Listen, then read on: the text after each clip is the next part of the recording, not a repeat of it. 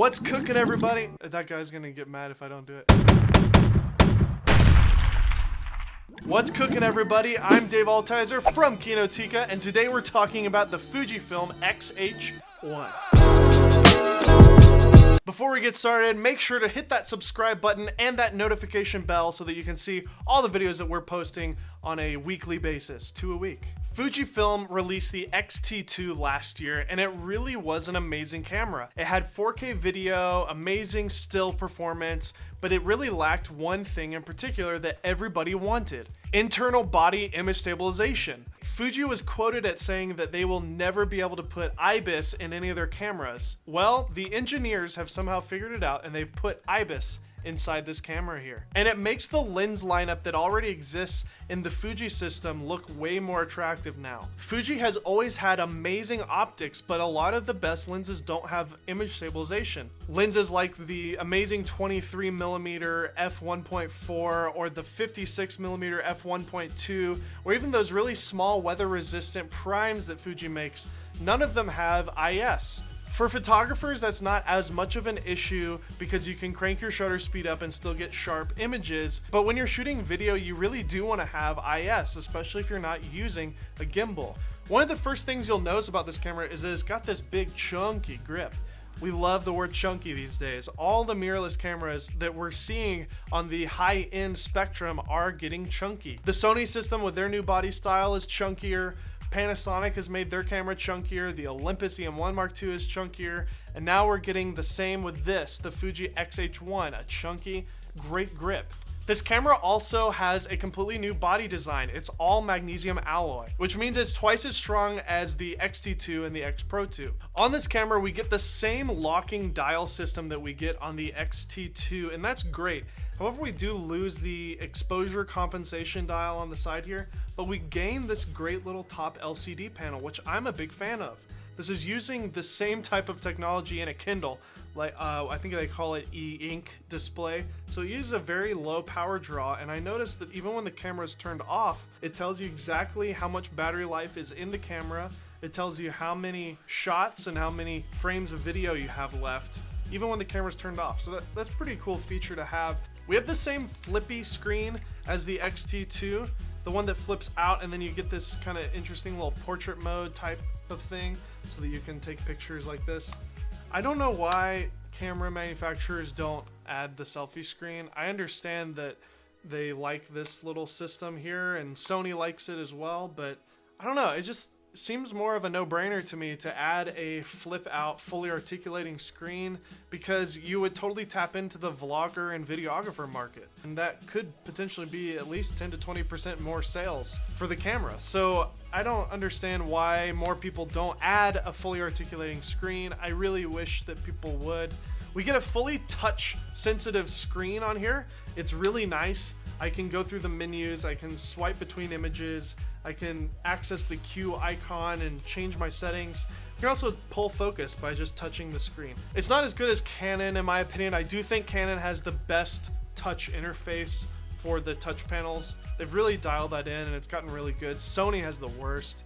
It doesn't make any sense. This is kind of in between those two, so it's not bad, but it's not great. We also inherit the same ports from the X-T2 on this camera. We've got a mic input, USB, micro HDMI, and a remote trigger. In order to get a headphone jack, you do have to buy this booster grip, which I recommend getting, especially if you're a videographer, because it gives you the ability to monitor your audio and plug in power through the DC power point. But the most important thing is you get 30 minutes of 4K video recording. If you don't have the booster, you only get 10 minutes of 4K recording. If you're a video shooter, definitely buy the booster grip.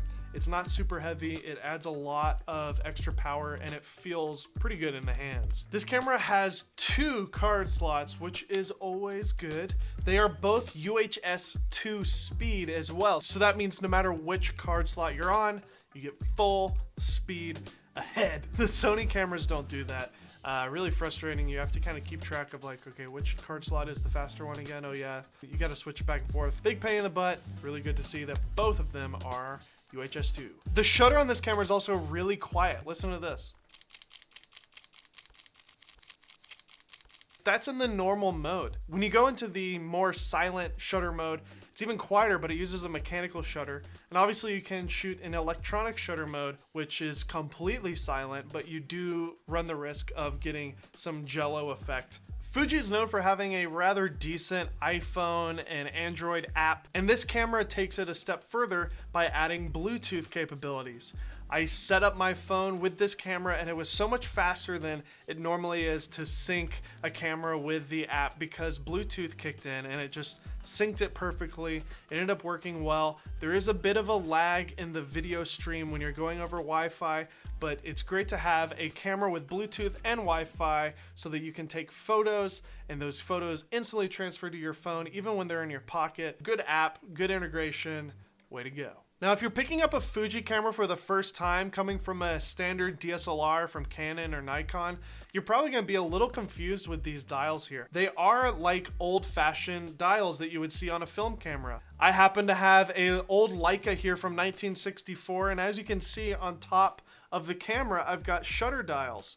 I can go all the way up to, oh my gosh, 1,000. That was the maximum shutter speed that you could go back in the old days on a mechanical shutter like this. I would change it by scrolling this little wheel here. Well, Fuji has done the exact same type of thing here, except you can go all the way up to 8,000th of a second, which is insane for someone who's from 1964. Now, a lot of people love this and a lot of people hate this. I can honestly say for video shooters, it's probably going to be a little bit of a headache. If you're a photographer though, it really is fun and it brings you back to the old days of photography when you would have to kind of like look at your image and think about, okay, I want this image to be at least 200th of a second. Okay, I'll go into that. I think my ISO is going to be roughly here. And I want my aperture to be right about here, f4. It's really manual, really refreshing and fun to shoot like that. If you're not a huge fan of these dials, don't make that too much of a reason not to buy this camera because you can map all those settings to the dials that you're traditionally used to using. This camera can shoot up to 8 frames per second in continuous autofocus in the mechanical shutter mode and 14 frames per second in the electronic shutter mode without the booster grip. Once you add the booster grip and go from normal to boost, it takes the frames per second that you can shoot at from 8 frames per second up to 11 frames per second in the mechanical shutter mode. For video, this thing is pretty powerful. We finally get F-Log internal on this camera. If you're not familiar with F-Log is, it is the log profile for the Fuji system. We saw it first with the Fuji X-H1, but only when you could output the footage onto an external recorder. That was the only way that you were able to get F-Log, was using like a Ninja Inferno or something like that to record ProRes externally. People have been wanting to have F-Log internal, and we do have it now with the X-H1. They've also increased the bitrate on this camera from 50 megabits per second to 100 megabits per second, all the way up to 200 megabits per second internal 4K recording. Obviously, having a UHS 2-speed card will really benefit with that high bitrate codec, and shooting F-Log at 200 megabits per second really is going to be rather usable because you have a lot of data in the image that's going to be able to be adjusted in post-production. Now, this is an 8-bit 420 codec. Unfortunately, we're not getting 422 10-bit like we are on a Panasonic body, but having 200 megabits per second internal 4K is a great feature to have. It's really no secret that Fujifilm has really dialed in their color science and their sensor technology on all of their bodies, and the color science on these cameras is really kind of magical. Canon is also known for having really accurate color science and really pleasing looking images. We took the camera that we're filming on right now, which is the 1DC, it's kind of like a 1DX, and we took some images using the 1DC and the Fujifilm X-H1 in the same scenario. Same lens, same setting, same subject, everything. And we put an A and B listing on each image. We want you guys to check these out. Put a comment below telling us which one you preferred, A or B. Check out this first set here. We got image A on the left and image B on the right. All right, here's the second set, A or B.